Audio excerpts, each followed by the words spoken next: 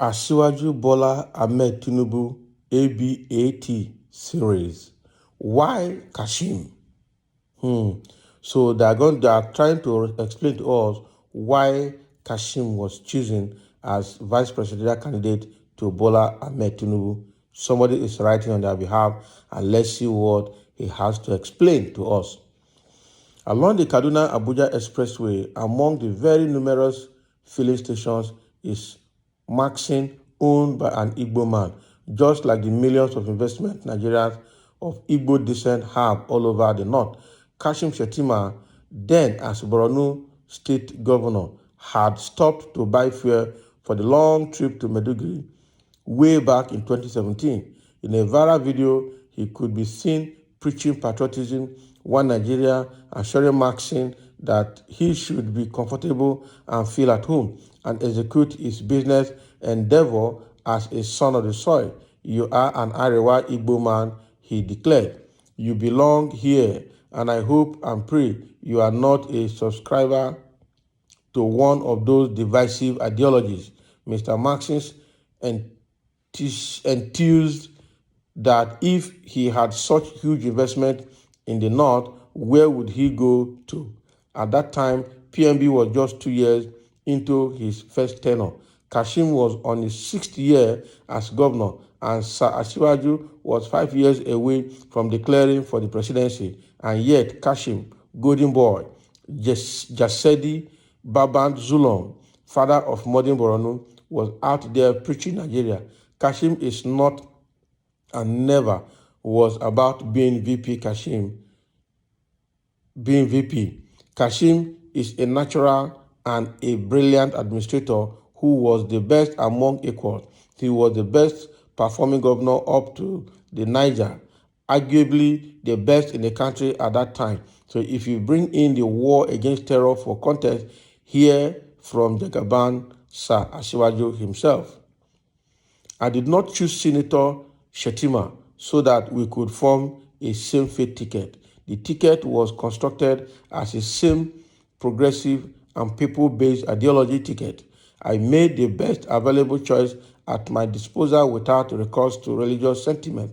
Tinubu, while in an interactive session with the leadership of Khan, offered a confession.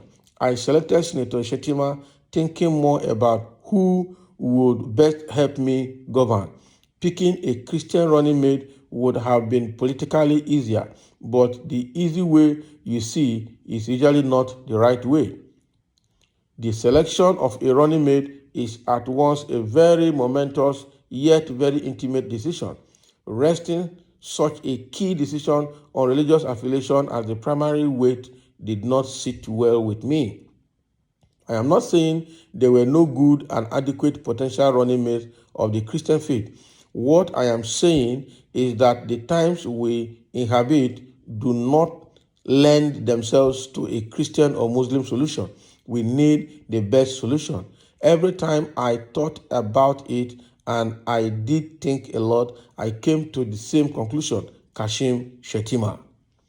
His faith was immaterial. He is a brilliant man with superior intellectual capacity. He is studious and detail-oriented. Enjoying excellent organizational skills, Shettima fully understands the vital difference between governance and politics. This exceptionally gifted human being has humility of spirit, courage of his convictions, and a strongly progressive worldview in harmony with my own perspectives on government and its relationship to the governed. I trust the caliber of the man. I know the great lengths he went in fighting Boko Haram in his state. He did his best to protect the Christian community and rebuild damaged churches. This man understands the value of our national diversity in all of its ramifications, including religious. He possesses the courage to stand up to those who would wreck that diversity and freedom. I know people have reached harshly to my selection. They have done so without knowing the man or giving him or me a fair hearing. Such accolades and compliments from your boss and president-to-be is the most honoring and gratifying thing to have at such a onerous time. If you know Kashim or reflect on his personality from the shots of a wicked photographer at the NBA conference in Lagos, even though Kashim wore sneakers with his suit in a deliberate trendy look, you would probably even mock him as some did. If you have only heard of him or known of him from the last 4 years of his senatorial sojourn, at best, he is just a stranger to you, and his selection as VP candidate would constitute even more stranger things to your grasp of his abilities or leadership prowess. Kashim is a 8-year wartime tenured governor of his Borno state and just barely making it through to becoming a senator from such a very tumultuous enclave is quite some bravado on its own. You get a bit of the man from present-day governor of Borno State, Professor Babagana Zulum, for your leader to leave you with a parting gift of a walking maverick like Zulum tells you a lot about the passion and focus of Zulum's mentor, Senator Kashim Shettima. So he has not only laid the solid foundation for a modern Borno and the emancipation of his people and their economy, but has bequeathed to them a Zulum that not only Boronolites are proud of, but the generality of Nigerians. We see in him the preview of what a leader should be seen to be doing and the qualities he ought to possess, with the highest form of proactiveness even seen so far in Nigeria's governance space. Kashim built 51 churches in Borno State alone.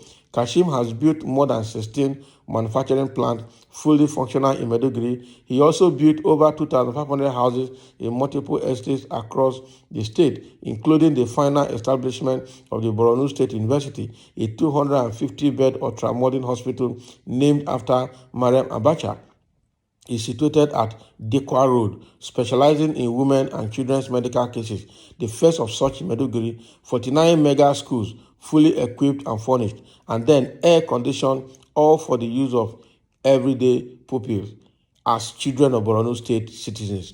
All these amidst periodic attacks on him and his convoys from time to time. Kashim earned this VP slot of 18. Kashim truly and squarely deserves it. So this person is writing all of this about Kashim Shettima, about his personality, about his achievement, about everything he's doing in his state. We understand that it was sequel to his reign as governor. That was when this Boko Haram started, and in his term, the Boko Haram went skyrocketed. All right. So now that I give him all this kind of accolades and all this kind of encomiums about his character, how he was praising Maxim's filling station along Kaduna Road and all of that. So where was he when the Chibok girls were taken, and all these years we couldn't recover them, including this popular lady among them they call Shaibu. Right? So why has the state and even the federal government unable to enter Sambisa forest for more than 16 years to get out those girls? They were married off, some of them were killed, some of them came back with children, some of them just managed to escape. So what has he done? Right now, Borno State is now dominated by ISWAP and Boko Haram collecting taxes from people, and more than half of all the local governments in the state is now dominated by Boko Haram collecting tax from them. So how? Because when you look at this man's face, you see fear. The one I mean fear, you see terror in his face. He does not smile. He looks terrifying. All right? He looks very terrifying. And when you look at how desperate he is, he's already dividing the government, the roles of the government by the time he gets to office, saying that his principal, who is Tinubu, will be in charge of administration, while he himself will be in charge of security. How can you be in charge of security? The president is in charge of security, the chief security of the federation, right? So, and apart from that, where was he when the kind of Boko Haram influence so grounded in the state that they were even ambushing the military when they were on their way to Sambisa forest to go and fight those people? How is the intelligence information released to Boko Haram in such a way that they kept on ambushing people along that Sambisa road or in Maiduguri anytime they are going to Sambisa for rescue operation? So this write-up looks to me like a paid write-up, because the man I see his face is not. All right. And apart from seeing his face, the record of Borno State is not. I can't believe it. Right now, even the Babagana Zulum, the governor of Borno State, is even overwhelmed.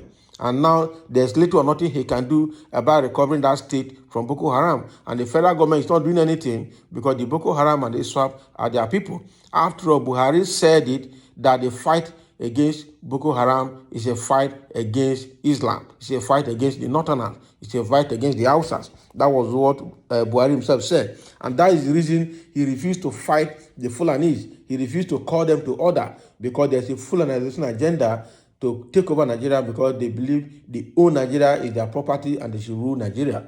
And all the land in Nigeria belongs to them. All of us are tenants. Can you imagine that? Those are the words of Buhari. All right. So Buhari is and this man Shettima is a descendant of a Fulani as well. So I really don't see anything good coming out of this man when he enters office. Rather, it's going to be continuation of the Fulanization agenda. Somebody saying, you said Kashim Shettima rebuilt 51 churches destroyed by Boko Haram, but same Shettima stopped Christian religion education in Borno State. You see, this is the phobia Nigerians are having against him. Who knows if he will use his executive order to abolish Christianity in Nigeria if elected? He will do it. He will obviously do it. It is easy for people to accuse some people. Have you wondered how Obi sent away Igbos from Anambra back to their state? I don't understand. Sent away Igbos from Anambra? This statement is not correct. All right? Or sent away Hausas? So we need to understand what he's saying. Somebody saying this is paid advert at its best, and that's correct. And it's somebody saying nonsense on arrival. All right? Somebody saying, how can a man with shady life be the president of a country? He chose Shettima to reward him for handing out Chibok girls to Boko Haram. I'm sure. So this statement is referring to Tinubu himself, that he has a shady life. So why would you not choose somebody like Shettima? All right. So you want to reward Shettima more for handing over Chibok girls to Boko Haram. Because it's quite unbelievable that terrorists took over hundreds of people from a school with coastal buses, with escort, and the military could not do anything in this country till today. Something that happened for over 10 years now, if not 12 years. All right? I don't understand. And then the same person under his nose that all of this is happening is coming to become the vice president of Nigeria. Now look at what I'm saying, that he stopped Christian education in Borno schools. The next thing is going to stop Christianity in Nigeria by the time he becomes the vice president, because already Tinubu is very, very weak. He's not going to be able to do a lot of things. It's going to be worse than this, what we're experiencing under Buhari right now. So Shettima will just take over, take away all the executive powers and start doing some abnormal things. He's obviously going to do it. So we really need to be careful when we're putting him there. So this piece of write-up trying to give accolade and encomium to Shettima is just a cheap popularity to disabuse people's mind and people's perception concerning Shettima. So what is your take on this? Let's have your comment below.